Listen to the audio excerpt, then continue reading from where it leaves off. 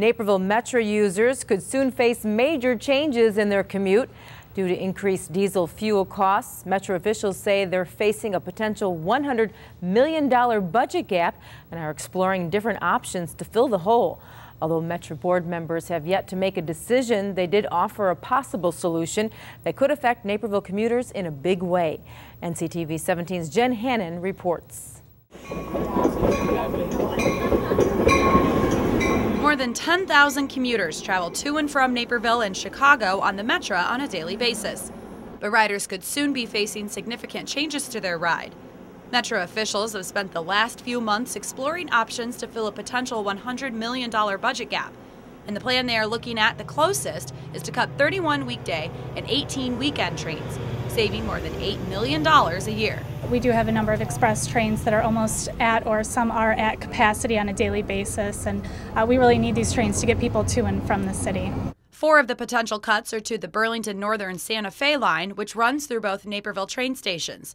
They're looking at the 4:08 afternoon train to Chicago, the 5:36 evening train from Chicago, the 10:20 at night train to Chicago, and the 11:40 at night train from Chicago. I mean, this is kind of the peak time, around 4, which is right before the rush hour people come in, and the earlier trains I take are around like 9 or 10, so this is like my window of opportunity to get out here. If they were to cut a few stops out, that'd be horrible for me because I have to work every day at a certain time, so I'd have to find a different alternate way to work.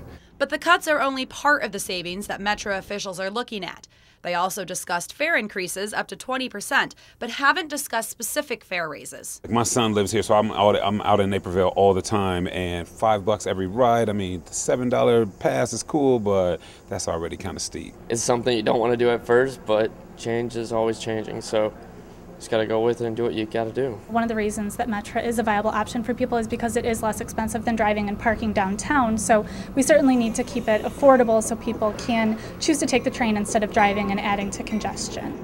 Metra board members are set to further discuss their options at upcoming board meetings and plan to make a decision in the next few months. Once decided, changes could take place as early as next year. I'm Jen Hannon for Naperville News 17. The last time Metra raised its fares was in 2010.